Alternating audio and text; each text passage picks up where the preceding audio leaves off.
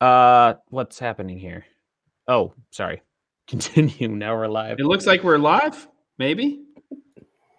It looks that way. You never know. Are we? I have no idea. I'm waiting for it to catch up. Let's see. Are we live? Let us know, chat. Boys and girls, are we live? The Barts? Yes, we are live. We are Victor live. Bart Johnson. Victor Bart Johnson. David, always cheeky as ever, as we know. Okay, we are live. We're live. We are indeed. Here we are. So first of all, welcome everybody who's here. Some shout outs, Tommy, Victor, Bart Johnson, the Barts, Jago, of course, Tony, Lakeshore Studio 4, Dave. Oh, here we go. Amazing.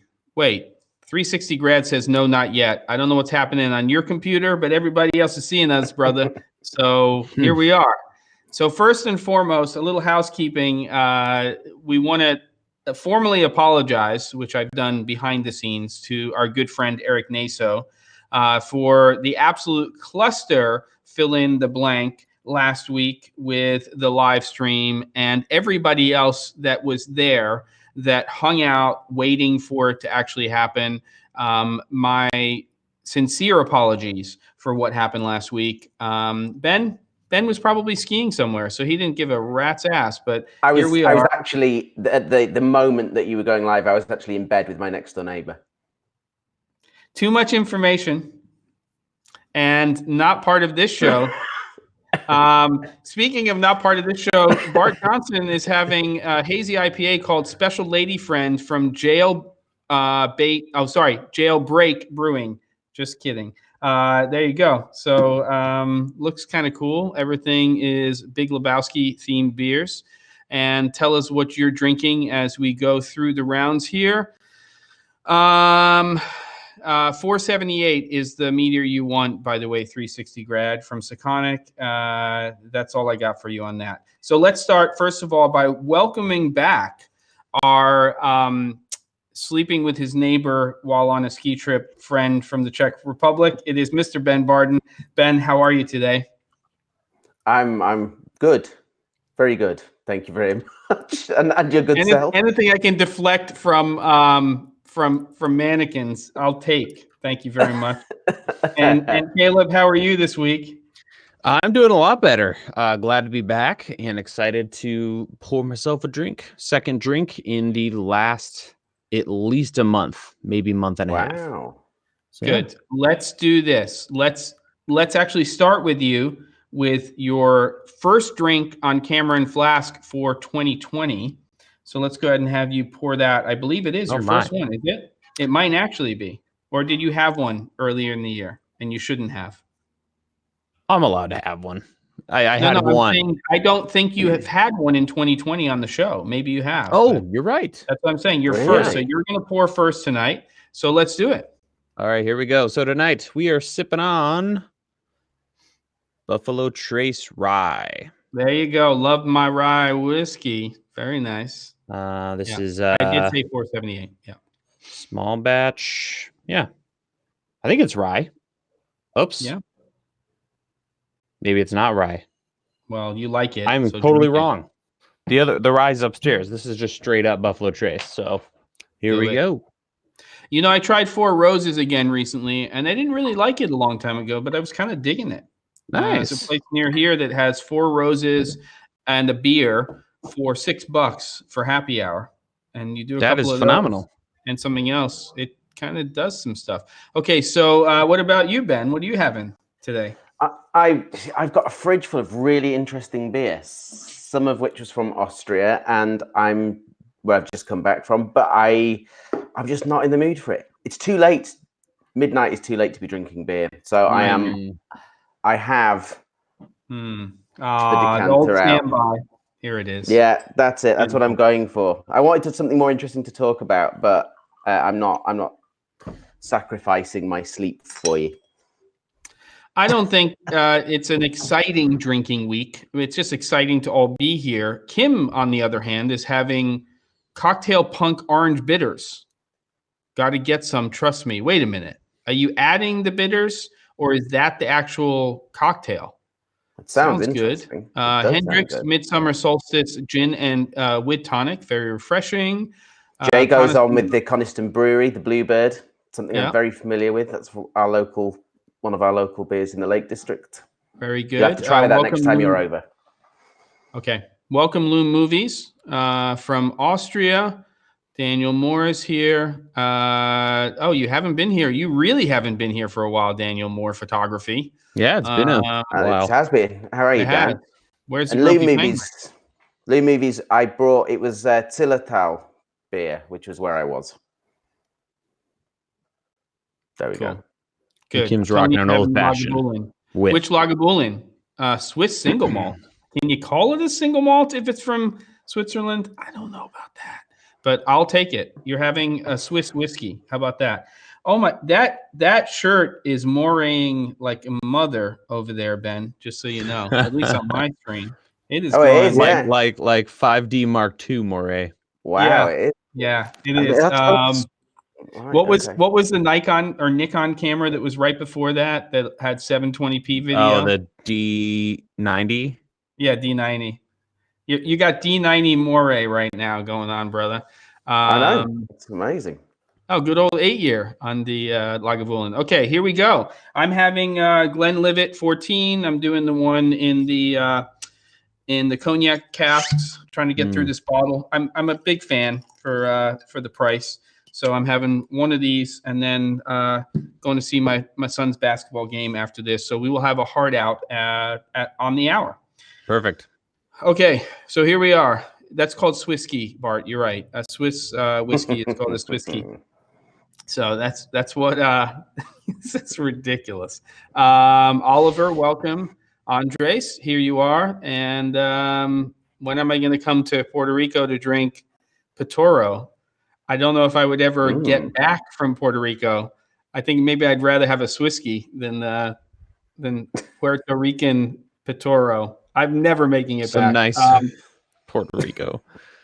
Cheers, gentlemen. Yeah, cheers. Okay. Cheers. Clink. Slancher. Okay.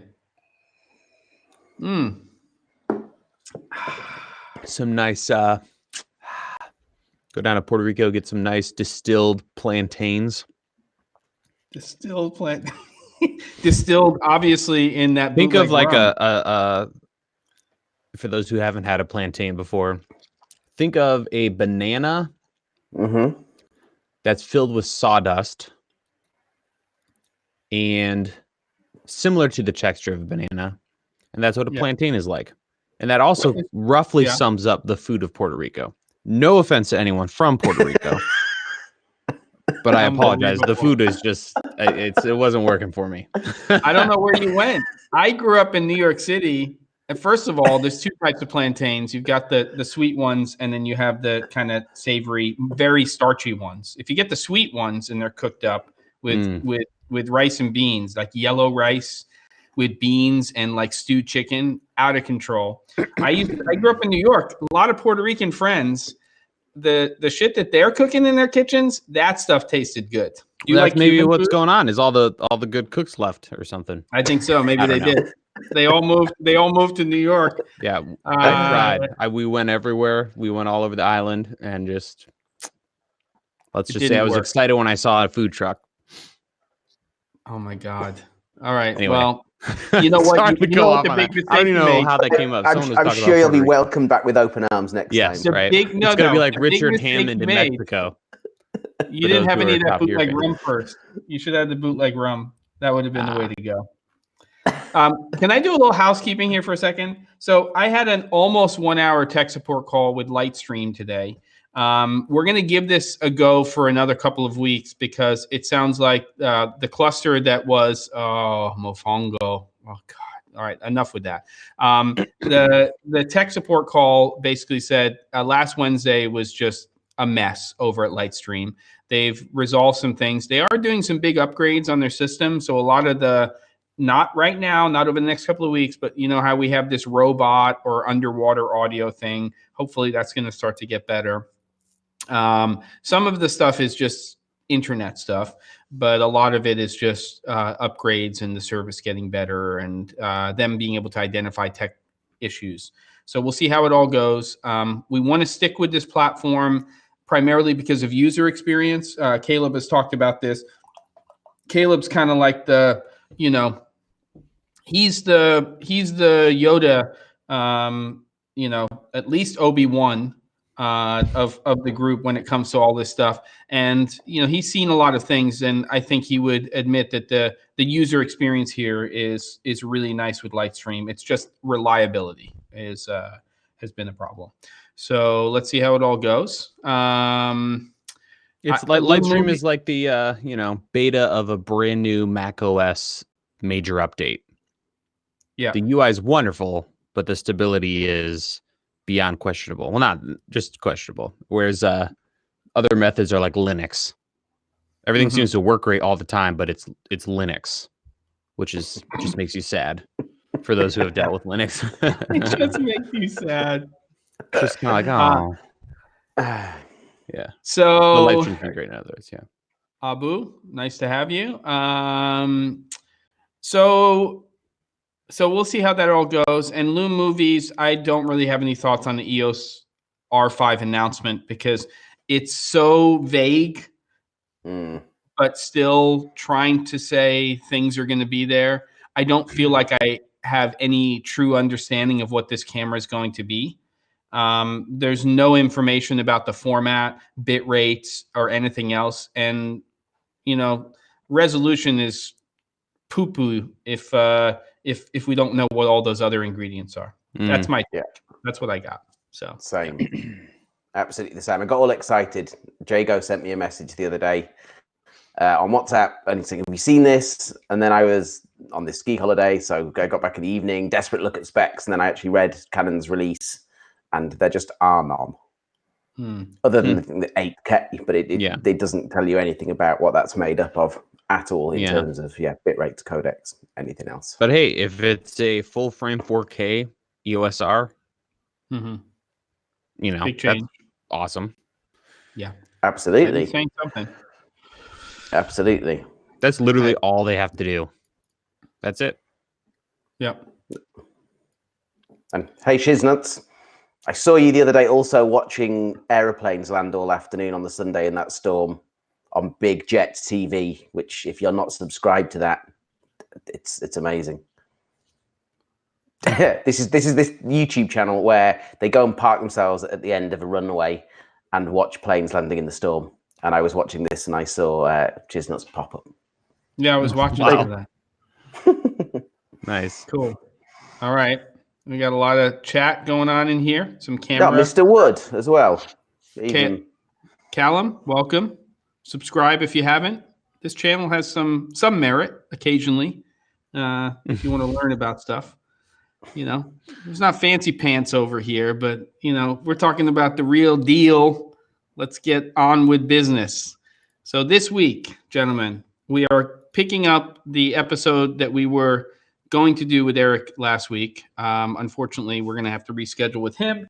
And we are talking camera movement technology. We're going to kind of come up to present time having to do with gimbal, sliders, jibs, and combinations of those types of things that people are using for moving their cameras above and beyond tripod systems.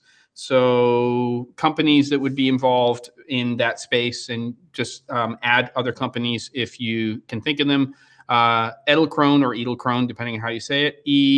Modimo, Kessler, Red Rock Micro, Syrup, Rhino, iFootage, DJI, FreeFly, Zhiyun, however you pronounce that, Pilot Fly, and Moza. Zhiyun. Apparently, that's what I've been told. And those are Moza is actually not the name of the company. What's the name of the Gudson? Yeah. Sounds like a production company, but Gudson Media. And who else do we have that would be in that space, gentlemen, that you can think of that's making products in that kind of arena? I think you hit all the ones I can think of. I think so. Okay. Cool. I think so. Okay. And I've just actually found out where my huge slider has gone. Ian Wood has just told me that my big homemade slider that I built that runs on a ladder, that I made out of skateboard wheels and things years ago, which I have no idea where it's been, but apparently it's at my mum's. Oh my God! In the garage. Yeah, but Really? she just got burgled last week. No, are you kidding me? I'm really not kidding. No, the question is, did they leave the slider?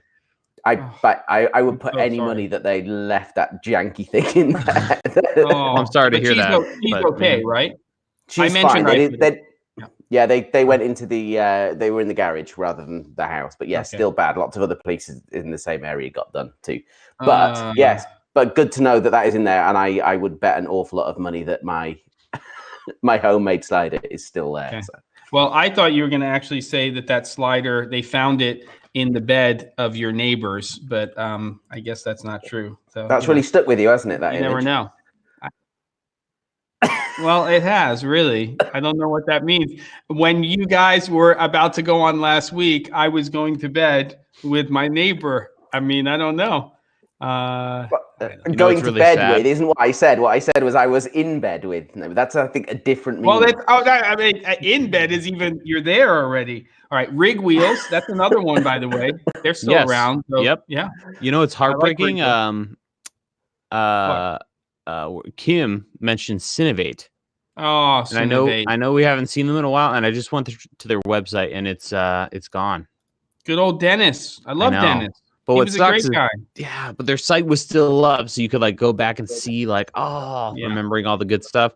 It's all gone now, so it's officially kaput. Thunder Bay, Canada. Dang. And then you have like Dana Dolly and stuff like that. Obviously, we're not talking about motorized speed rail stuff. There's all kinds of things. Maybe Shiznutz. You never know. Matthews. Yeah, Matthews makes some great stuff too. Again, not really motorized, but if we're talking about mechanical dollies, they have some great stuff. So, there's definitely some stuff. Camarar, I guess so. Don't really know what they're making right now in that space. So you're talking mainly about motorized? Yeah, for the most part. I think we're talking about camera movement stuff that is has got motors in it. Including that slide pod, which is kind of a unique product. You've had experience with that, Caleb. Okay. So I think, why don't we just jump into this first with sort of how we feel about this whole category of product, which is called Gimbals. Obviously, the company that sort of started it all in a big way, in my opinion, for what we think of a modern gimbal system. I'm not talking about gimbals like in a Steadicam, is a company called FreeFly Systems. And they came out with the Movi, and they had the 5 and the 10 and the 15, then the Pro, and they've just sort of evolved over time. But of course, a little company from China called DJI came into the mix, and they were making some drones, and they said, hey, we'll make a mediocre-ish one, Defy. Oh, yeah, remember Defy? They're making stuff. So DJI came in. They said, hey, we'll make this Ronin. It was kind of but it was okay. And then the Ronin 2 came out, and it became a real contender. And then, of course, we started with Zune and Pilot Fly and some of these other companies that are making smaller gimbals. They started to get 2 handles on them and all of this stuff. Motors started to get more powerful. You could put on bigger cameras. And then, of course, we got away from the back of the gimbal covering and blocking the screen. So they figured out that problem. And now we sort of seem to be in this space where it's, Ronin S, Ronin SC. We've got the Weeble line from Zune, and, they still have some of their Crane ones, and then Pilot Fly and a couple of other companies. And I kind of want to get your take. I think I'm going to start with Caleb on this one, and then we'll go to Ben.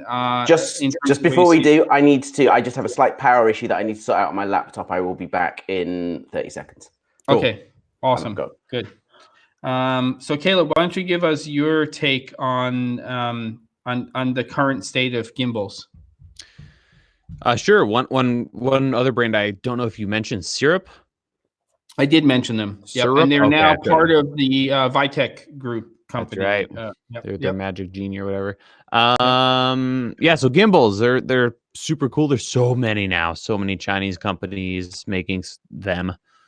And I'm personally like not a huge fan. Like I don't take that the wrong way. I think they definitely have a place, and they can be used as an amazing, easy and fast like dolly jib replacement. Yep. As amongst other things, steady cam replacements. In a lot of cases, I definitely just think when I think gimbal, I think like influencer running around an Instagram model with the camera just spinning repeatedly and things like that. Just like over the top movements, which are cool. Like remember when Movi first came out with the Movi, and that film they made, it was incredible with the taxi. Yeah, like stuff like that. You know, it was like the first time we were seeing stuff like that, and it was amazing. And now everything, it's very saturated. So that's kind of my opinion on it. I think it's overused, but it's an incredible tool. In the right hands, it like revolutionizes production. Yep. So I don't think of it as much as like how many cool, crazy moves you can do or inception modes it has, but more how it can be used, you know, for good cinematography. Yep.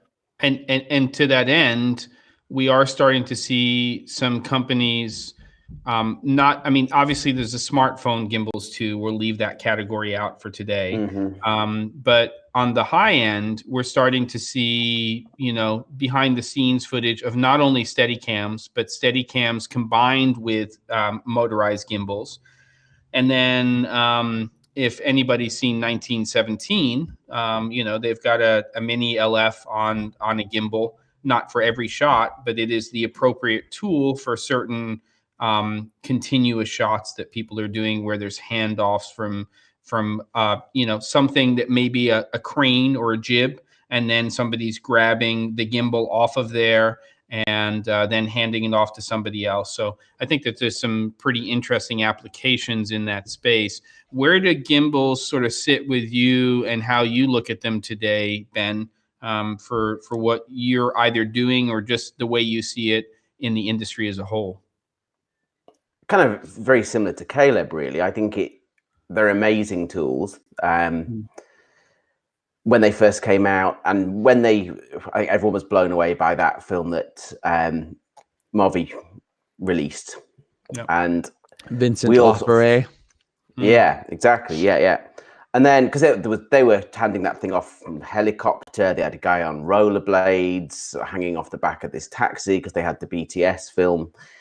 And it was amazing. And then when DJI brought out the Ronin M, which was the first thing that I would term as being affordable for one-man bands, I bought one of those, and I just don't really use it very much. Again, I'm very conscious of the fact that it's massively overused, and there's so many videos that you see that are shot entirely with it, and shots aren't particularly planned or thought through, and it is just right, we've got this now, everything's going to look great, we can run around, and nothing's very motivated with the move. So I do use them on films a lot. I work with Jago a lot, who's very, very good with it, and I'd rather sort of have planned shots with it that I'm getting him to use and I'm directing, because I find it quite hard being sort of stuck operating this and really thinking things through properly. I kind of lose. I'll tell you what it's like. It's a bit like, I always find when I'm taking stills photographs that if I have my eye up to it, that I seem to be able to, my brain goes into this framing mode. Whereas if I'm like this, I don't.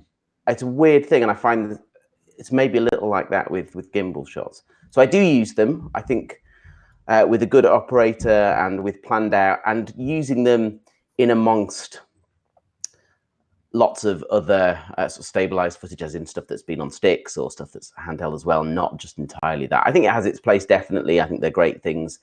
I just think massively overused. Yeah. Old news digital filmmaker. We already talked about it. I'm just kidding. But yes. Yeah. AK Slavic. Come on. See you, dude. Thanks for showing up 25 minutes later. You bastard. No, I'm just kidding. I mean, you're in the same time zone as me. You're practically next door. Okay. So it's interesting. I wouldn't say a love-hate relationship with gimbals, but I have a kind of like falling out of favor and then a drool factor and then falling out of favor relationship with them. Because I think very much like you, Ben, when I'm using a gimbal, it's not tactile like when I'm up at the, like I've used the Pocket Jib Traveler from Kessler is completely mechanical. But when I set that up, I set it up and I operate from the front of the jib. And I feel like I can just move around and find stuff. And I like that tactile feeling of using it. I just brought it out again. It's been in a box forever. And I've shot some stuff in the past that I really enjoyed that with.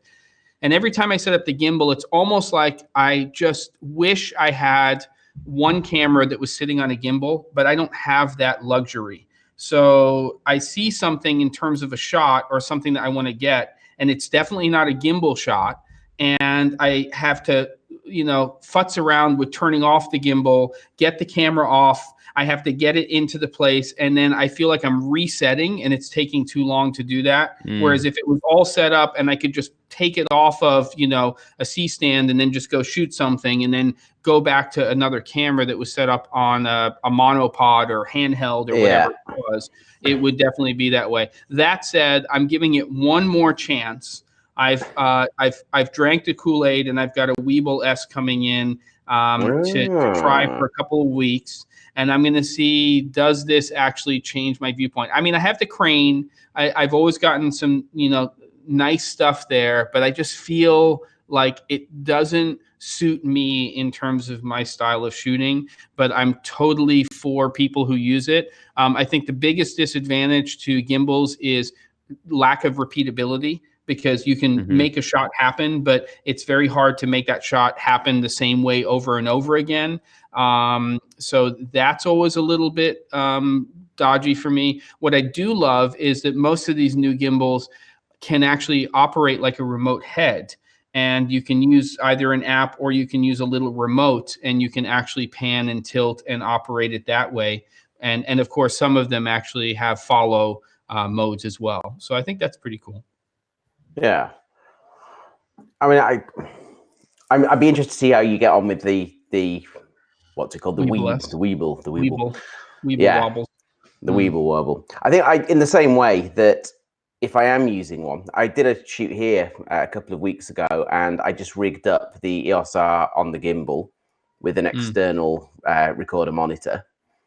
I didn't actually use it, but that was going to be a completely separate setup, which was going to be to one side that I could just grab if something arose that was going to be useful for. But as you say, if it was going to be a case of something like the C200 particularly, it will balance on that thing, but it's a slow process. You've got to strip everything off the top of it. You've then got to remount the monitor on it because you need the touch screen, and it just disrupts everything. But doing it that way, having a second camera on it, it certainly works. Or even better, having somebody who's better with the gimbal than I am, and someone who's just dedicated doing that. If you've got the resources to be doing that on a particular shoot, I find is then great. And particularly working with someone, say that's generally Jago, who's in the chat, and he's a drone pilot as well. So it's kind of that sort of movement stuff is generally how we sort of separate out roles when we shoot together, and that works out really well. But I struggle with it, I have to say. I just thought of a great feature that'd be awesome to have in future gimbals is a lock mode. Like, you know how they all have manual locking, so when you travel around, it's not like just flopping about like a chicken with a broken neck. Yep. Sorry to get graphic and demonetize you there, James or Jem, but it'd be cool if there was a mode where with like one thumb that you're holding it with, you could triple press, quad press, whatever, and it would go into a certain position and like automatically lock everything. I don't know if that's like it'll go to a certain memory position and pins will go into all the parts or something. And then with your other hand, your dumb hand, you could with one finger while holding the camera, like release it. So you could like drop it in, one finger, press a lock, unlock it, shoot, press a button, it goes from whatever mode it was in into this one thing, locks in place, and then one finger remove the camera. That would be amazing. I would buy that. Well, yes. Here's the second part of that, which is what I was thinking about just before you said that, which I think could tie in nicely with that. You know, right now, most gimbals, even these Weebles, are pretty tall. Even with the little handle and everything, you've got a lot of height that is happening with that. So what I'd love is for one of the manufacturers to create something that looks essentially like a remote head, which has a flat base on the bottom that you could plop onto any kind of either mechanical or motorized slider. Ideally, the same manufacturer would make that. And it would essentially, because the thing that's different is you look at something like the Arc II and you look at that head and it's amazing and it does amazing things. But if you look at the price or cost of entry compared to a Weeble S, which is $429, you really are looking at a big difference, like 3 times the difference in terms of price for what that is. But ultimately, that Weeble S can be a pretty powerful remote head. And those motors are very quiet, extremely quiet. So what if it was a combination of what you're saying, but you also had a mode where you could basically take the handle off completely, and it's almost like the bottom of a tripod head, and you could plop that onto any slider, and it would have a very, very low, small profile. So you could put it on jibs and sliders and stuff like that. That would also be a pretty interesting evolution, I think, in terms of gimbals. I don't know. Yeah. And, you know, what's special about the Rhino Arc II is that it can hold like 20 pounds or something absurd. Mm-hmm. Right. So that's 2 original red ones. That's a lot of weight. But no, I think that would be amazing. Like, remember the lettuce? I think they still make it and sell it, right? Yeah. Lettuce direct down handles. Like, I have one next door. Oh, that's the other company. Nice. I have the Helix. Yeah. It's Helix. Is it the Helix? That thing, I always love the idea of that. More like camera here, 2 handles, and less of this. Yep. You know, but not like, you know, a Ronin, the full Monty dealio. What do they call it? The Ronin? No, DJI Ronin. Yeah. Why hasn't DJI taken that drone of theirs though? That is, you know, ProRes RAW, their lenses, you know, it's Super 35, and why haven't they made a tiny little, you know, basically gimbal out of that? You know, that would have been great. I thought they were going to do that a couple of years ago. I sure called that one wrong.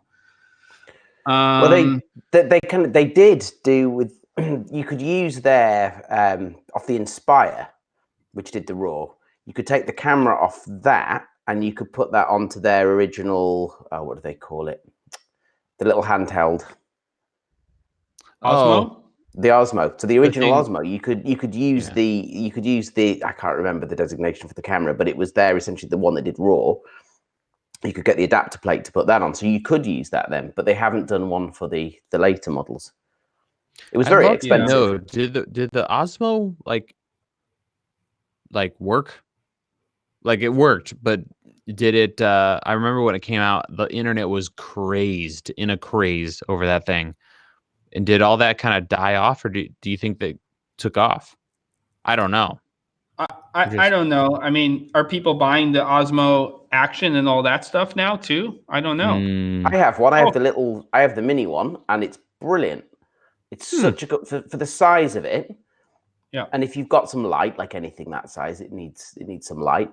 But what I use it for the most is for doing time lapses. When I've been doing offshore jobs, now I'm rigging time lapses over people's heads on something that's a very controlled space. So you can't be putting a lot of heavy stuff. You can't be putting anything with power sources. But I can put that on there, and you can very easily just turn it to where you want the thing to start, and you can keyframe the time lapses. So if you can, and it'll run on its internal battery a 2-hour time lapse. So if you just want sort of machinery moving around and clouds going past and all that kind of stuff, it's great. It's a really good thing. And for the cost of it, it's absolutely nothing. And even just using it, I tell you, I've also used it as a gimbal for even interior shots for stuff I've done offshore on oil rigs. And it's worked really well, cutting with obviously lots of other sort of higher end footage, but for that odd, very short little shot, it works great. Fantastic thing to have for the money. The product I was thinking about was the Zenmuse X7, which is super 35 millimeter raw, 14 stops of dynamic range, interchangeable prime lenses system from DJI. And they put never that made bad boy in a the cinema gimbal. camera. Huh? Yeah, that's what everything I'm saying. that just left your mouth sounded really good. Well, which is kind of what they did with the X. I put the link up there. They did. Yeah, but that's the product I'm talking about. Why did they never make a gimbal version of that? They just threw it up on the drone only. They have all the ingredients to say, hey, we've got our thing. Yes, it's a proprietary mount and all that kind of stuff. But the dang thing has, you know, even ProRes RAW, which we know is not as exciting as Blackmagic RAW, but it's it's still the only camera on the planet that does it internally. Yes, exactly. Exactly. Oh, it has interchangeable lenses? Hell yeah. They I got remember a whole you talking about primes. this now. Yeah. And I wanted them to make a little gimbal out of this sucker. What's going on, kids? $3,000 just for the camera. That's yeah. No, that's great. Put that in a body with a grip and dang. Away you go. And then put a Hasselblad logo on it because you own Hasselblad, you know, which they do. It's the Hasselblad gimbal. All right. They are seriously missing a trick with that, though. If you imagine just the size of everything we've just been talking about. Yeah. And just what a pain in the arse it is to use. Just being and this whole thing of having to transfer the camera onto it and off it again. Just being able to pull that out of the bag like that original Osmo did with the X5R. Yeah. That was great. It was a lot of money, but if you had an Inspire and you were using that camera on that as well, then it was kind of a no-brainer. But yes, and Lou Movies, I know it isn't brilliant, and I'm talking about a very specific use that I use the thing for. But no, it is brilliant. It is, but for the size of it and the cost, no, I'm taking it back. It is brilliant. It is brilliant, but it isn't going to replace a proper camera. Right. But for a certain type of shot, it works. Let's move on to the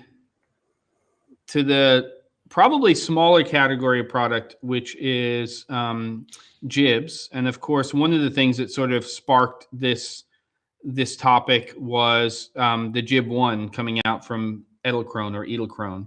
And let's start with you, Caleb. You've looked at neither you or I, none of us, I don't think, have tried the Jib 1 yet. I haven't. Any thoughts on what that product is and what you see? I actually haven't heard of that. So me neither. Is that similar to didn't Moza come out with a Jib recently? I don't know. So the Jib 1 is a relatively compact jib, and it's completely motorized, and it can be expanded with their motorized heads and things like that. Very much Edelkrone mentality. Oh, you're right. I'm sorry. I do know about it. I was getting app-based. For some reason I thought that was the from Moza. My bad. Yeah. So this is the Jib 1, and it's an interesting. To me, the thing that's really interesting about it is the fact that you can use it as a mechanical and a motorized jib. So they were smart enough not to lock you down to only being able to use it as an app-based product. So you can actually set your camera up, you can balance it, and you can use it as a small jib. And it has this really cool adjustment so that you can change the axis in which your jib is moving by moving it on your tripod in terms of the way the head or the way it disengages and then engages again. I don't know what it's really going to be like, and it's a relatively small jib, but it seems like an interesting product. Is there anybody else out there that's making anything else that's motorized that way? Without just think of anything. A motorized jib, no. And that is a motorized jib. Yeah. So it may be a unique product in terms of what it is, because pretty much everything else is a mechanical balance jib that you then put a motorized head onto. Yeah. You want that additional functionality. I think that's the first that I can think of. Yeah. Have you had any experience with Edelkrone's products? Any of you at all? I have had many friends who have, and I have worked with their stuff and seen, it at NAB. And I want to be careful here because I don't want to be a turd, but I think they don't take this the wrong way at all. I think they're similar to IKEA in that, stay with me here, and that doesn't mean they're awful. Yep. They have impeccable designers, amazing, brilliant designers. Yes. But some things, when it comes to use in the field, you think, I need that. I gotta have that. It would change everything. And then you use it, and it just ends up on the shelf. Yep. Not saying that about all their stuff. And again, like IKEA does make some great stuff, but overall, just that kind of like, that's kind of the vibe I think it's great industrial design. It's the follow through that sometimes suffers, where it's like I have one of their small sliders, and you put an LPE6 style battery in there, or an LPE6 battery, and there's no UI. So you hear a beeping noise, which means that it's turned on, but the only way you turn it off is by taking the battery out. So there's no on-off switch. And then from that point forward, it's pretty much an app-based experience. And now they've taken multiple products, and they've taken one app, and they allow you to control different configurations with a single app. So I think that that's great. But they do also suffer from you turn the product on, and it forces you into a firmware update instead of letting you decide whether or not you want that firmware update. Because if it's working the way you want to, when you get to the next shoot, you don't want to have to wait 3 to 5 minutes to do a firmware update in order to use a product. So I think that part of it is kind of frustrating when it comes to stuff. And I think they have a hit or miss record. I think that some of their stuff is really cool. Some of it is, not as cool. Somebody mentioned, I think it was Bart, Kessler Crane has had motors for their jibs for years. Yes, they have, but do they have motors to actually do what the Jib 1 is doing, which is basically craning up and basically panning and doing those different moves? I'm not talking about the end of your jib where your camera is sitting. I'm talking about the process of actually moving that arm up and down and left and right. And that's what the Jib 1 is doing. It's actually a motorized jib from the pivot point that's sitting on your tripod. So I don't know if that's true. Maybe I'm wrong about that.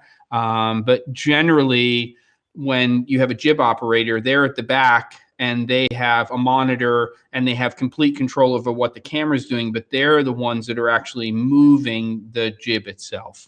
So I don't know. What about you on Edelkrone, Ben? I've nearly bought 2 or 3 times, sliders particularly, and for exactly the same reasons that you've just come out with, that people in the chat are talking about as well, that I just go and then read lots of reviews, and what looks like an amazing piece of design just seems to fail a little bit in the way that it is implemented. So I have never purchased one or rented for that matter either. Okay. I'm going to say thanks to Bart for that info. The first jib that I ever bought was the Pocket Jib, not the Pocket Jib Traveler, which is not a pocket jib, by the way, from Kessler. And they were the only game in town to buy an affordable jib. And I bought one for a production that we were doing. So they were definitely early to the game. Where are you right now with sliders, Caleb? I know you've done some content, and recently we've had some content from some other people like Gerald Undone with his comparison, speaking of Edelkrone and Rhino with the Arc 2 system. Kind of, how's that fitting into what you're doing right now, and where do motorized sliders fit into what you're doing, and motorized heads? Yeah.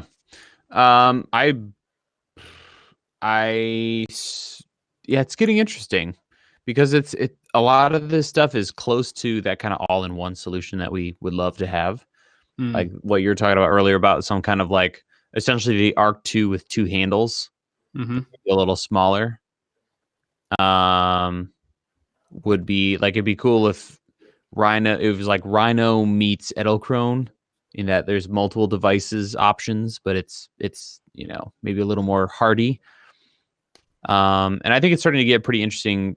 And what I love about the Arc 2 in particular is that it's the first ever motorized head system and slider, for that matter, that ticks all the boxes for me. It's the only thing I've ever tried that will go like slow enough where you almost can't tell it's moving and look perfectly smooth. Digital Filmmaker was in here talking about the iFootage Nano, which I haven't tried yet, but I have worked with their Shark Mini, and it came very close, but it couldn't handle too much weight, and it had little jumps and stuff. So for me, I think this is like the the first time a motion control system has been perfect, in my opinion. You know, there's more features that Rhino can add down the road, but as it stands, it's just a phenomenal, rock solid, put however much weight on it you want, motorized head that works with a slider and focus all together perfectly. Zero issues so far. So I love that. And again, not sponsored. I bought the thing because I thought I would love it, and I'm glad it worked out and it actually was lovable, so that I could dote on it like I have. Yep. But I wanted to make sure ethics were completely not in the picture. So that's awesome. Would love to see more stuff like that. And man, if some company could figure out how to have that level of, I don't know what to call it, usability for stuff like Jibs and gimbals and whatnot, I really like it. So for me, and the other thing I love about the Arc is it's great as just a head. It's kind of like having a really beefy tripod head that you can control with an app or some other kind of controller. And yeah, looking forward to seeing where that goes. And also the AI stuff with it. The fact that it can work with your phone to track your face is pretty cool. And so the reason I'm super excited about it is not necessarily because of a slider, but it's the first time I've ever used something automated that works perfectly. And it's not cheap. It's definitely not cheap, but it's not, sell your car expensive. Right. But you get, and I know that they're really developing that product. So it's kind of early days in terms of the functionality. It's, it's rock solid from what I've read and seen for the basic sort of functionality that it has compared to some of the other stuff that's out there where you're setting complex keyframes and you're doing very complicated repeatable moves.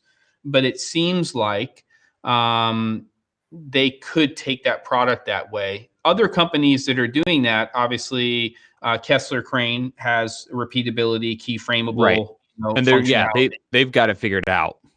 Emotimo, is it Emotimo is also doing that. So they're really the engine and the part that is the motorized part, and then you can combine that with more mechanical solutions from other companies for your actual, dolly system. So it'll be interesting to see where Rhino goes with what they're doing with that product as they go forward, because it seems like it's sort of in its infancy, that Arc 2, in terms of what its capabilities could possibly be. Is that right? Yeah, absolutely. No, I think they're smart in that they made it very basic. Like right now, I believe it's only A and B moves. You can't, or maybe you 3. There's a limit. It's really low. But what it can do, it does well. And it really is a brain. Like you can power your camera from it. It has a massive battery. The thing is alarmingly heavy. It's like having 4 really dense, huge V-mount batteries packed together. So. Oh, wow. Yeah. So when you pick it up, you almost laugh and you're not ready for the weight. But that's the battery built into it. So, and the motors have to be pretty monstrous to be able to handle slow speeds with high weight. But it's just a matter of essentially an Ethernet cable to everything else, and all the other motors are tiny. Yeah. So So yeah, but yeah, I forgot about the Kessler. Their system, of course, is incredible and has been used and field tested, at like military levels. So, I like their cool. shuttle dolly a lot. I think, I know that, their sliders they're good, but they're fixed length. But the shuttle dolly seems to me that if you're going the Kessler route, second shooter and their repeatability and all that other stuff, using that shuttle dolly gives you the ability to create a track essentially any length you want, as opposed to being fixed to, a 3-foot track or whatever it's going to be. Right. Are you using sliders at all, Ben, in your work nowadays, or where do sliders fit in, if at all, to what you're doing? So right now, a big problem is portability. So it's finding things that I can travel with. Right now, I don't have anything, but I am definitely interested. And the Rhino system is just amazing. I think if I'm doing more of my work here in the Czech Republic, because obviously, for those that don't know, I kind of split my time between here and the UK, and most of my work's there, but I travel with my gear all the time. So most of what I have has to be fairly portable. So the Rhino's massively of interest. But it relies on me doing more work here. So right now, no, I don't have one. And I've very nearly bought the Edelkrone system, which kind of travels twice its physical length, because it's mounted and it has this kind of sliding system. So you mount it in the middle and the thing slides out. Oh, you mean the Moza? Sorry, no, not the Moza, the Edelkrone. Oh. You know the thing I mean. They kind of it doubles its length, essentially, its travel. But then the problem with that is, so that's the Edelkrone slider. Okay. Yeah, Right. Got it. When it's on a head, yeah, exactly. When it's on it, slider on plus, head, slider plus. So that's attractive because of you being able to keep something fairly lightweight and compact and be able to get that double travel with it. But then there are issues with when you get to the end of the travel. I believe that you get a little bit of this going on, and then you need to support it from the end as well, or you can't because the thing moves. So that sort of I ended up not buying that. So at the moment, I'm still kind of open, and it's probably something I'll be looking at NAB again. The Slypod thing is also kind of interest. You've used that quite a bit, haven't you, Caleb? Yeah, it's really close. I mean, for a simple move, I really loved it for if I was a wedding filmmaker, I would buy several of those, because you can slap a camera on it, put it on a little tripod, and I would use that for like opening location shots constantly, just to have a nice little, just one of these, revealing the location. Oh, and it, it's this big. But Eric said it's loud. Is it loud? It's loud. If you turn it up, it's loud. Yeah. So you're not going to use that like in the ceremony unless it's in the back. But it's so strong too. It's pretty impressive what it can do strength wise, and straight pushes too. That's great. So for product, getting shots of products, where you're not sound sensitive. I think is wonderful. So I'm curious to see what they do. It'd be cool if they did. I'd love to see that tech in like a techno crane, mini techno crane. Yeah, that'd be pretty sweet. I think at the moment that is the thing that the product that probably fits the bill best for what I need it for, and in terms of its flex, I think that would probably do what I need. I should like let you take mine when we go to NAB, so you can play with it. Or like take it with you on a job. Bring it with me, because I don't use it much because of the arc. Yeah. Okay. Cool. That'd be cool. Thank you. I still think that in this category of basically motorized camera movement equipment, that there's still room to come up with something that might be fitting our needs even more so. Mirrorless and small format cameras are not going away. And I think that there really is a dividing line between those two segments of the market. It's like building up a camera that's, 5 to 10 pounds and then 10 plus pounds. and the needs for somebody who's going to go in a studio environment for an ARC 2 or for a Kessler solution or Emotimo is very different than somebody who's showing up with 1 or 2 mirrorless cameras and needs to do tabletop stuff for a smaller dock style shoot. And I just feel like there's not a great product that's fitting that particular part of the market yet, where you can throw up a small, extendable slider, which iFootage, of course, is trying to do, and then get a head that can be on there for interviews or for tabletop stuff, but then being able to take that off of there and use it in a gimbal style function, which it seems like the majority of the ingredients are already there. And one of the things that I like about the Weeble S is you can tune the whole thing without an app. It's all through the menus. So if we can continue to then add even more functionality to the gimbals, where you're basically programming the gimbal the way you do these motorized heads, and I would honestly prefer not to do it in an app. I would prefer to do it on the product itself personally. Yeah. But that's just me. So I think there's still room here. So on that, the other, which is a new category, I suppose, that I've seen quite a lot of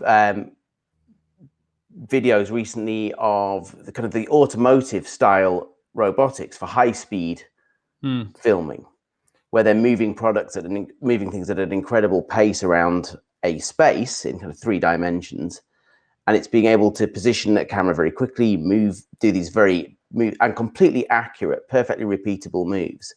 And I wonder if that's something that we're going to see in that kind of lower end of the market becoming available. You know the things I mean, right? Yeah. These completely kind of that they use for in automotive production is I'm sorry. Yeah, 100%. Yeah. MKBHD has a great video on it.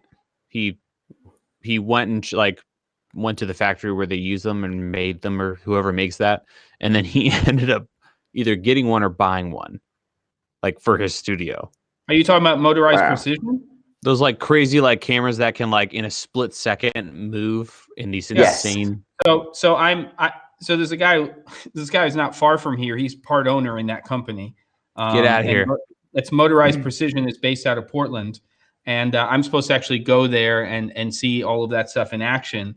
But that's one of the most advanced robotic arms on the market, and if you combine that robot, Kira, I think it's Kira. That sounds right.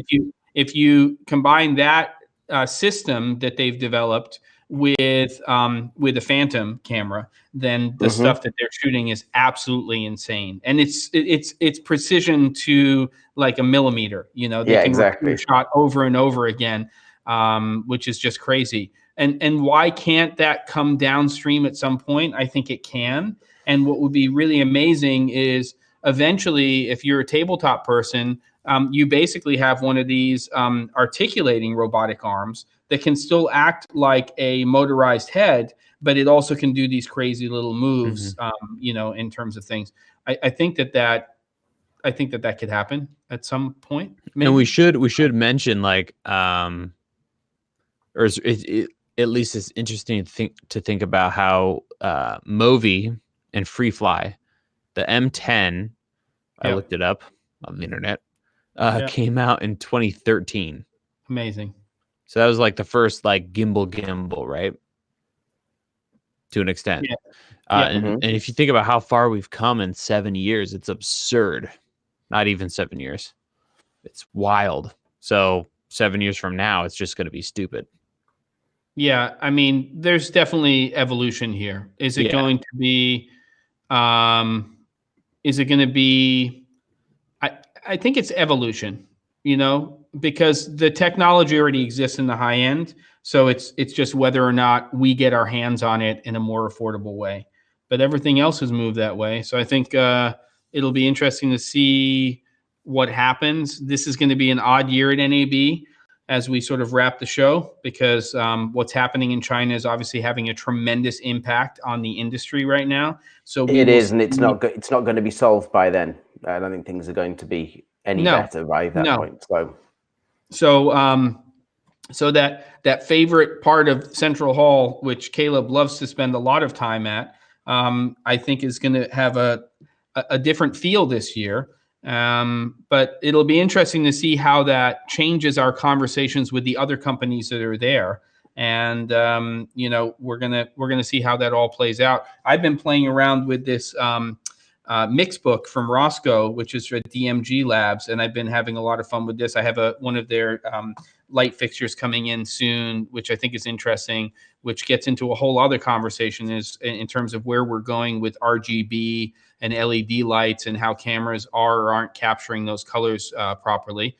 Maybe that'll be a conversation we should have in the future, and maybe we should get Tim from Quasar on the show at some point and do a 4-up with him and let him give us sleepy eyes, because he's whoa. I just accepted 360 Grad's comment. Whoa, what's going on? Oh my God, 360, I shouldn't have accepted that one. Oh, I'm just demonetized. Are you kidding me? Oh, you are, never again. Unbelievable. Well, with that, kids, it's 4 p.m. I am not accepting anybody's. Oh my Bart, God. you might wait. No. Yeah, I'll accept yours because it's serenity now. Gentlemen, I love you. Love everybody for coming to the show. If you're new to the stream, please subscribe. Tell your friends about it. This is the Nuts and Bolts channel over here. We talk geeky stuff every Wednesday at 3 p.m. Pacific, 6 p.m. Eastern time, and midnight at this time of the year in the Ben's neighbor. So here we go. Gentlemen, any parting words for us today? Well, Ben, it's been good to see you. Jem, it's been good to see you too. And peace out to everybody. I've never said that in my life, but for some reason I saw peace sign on there. And so there we go. All right, cool. All right. Peace out, guys. Cool. Bye.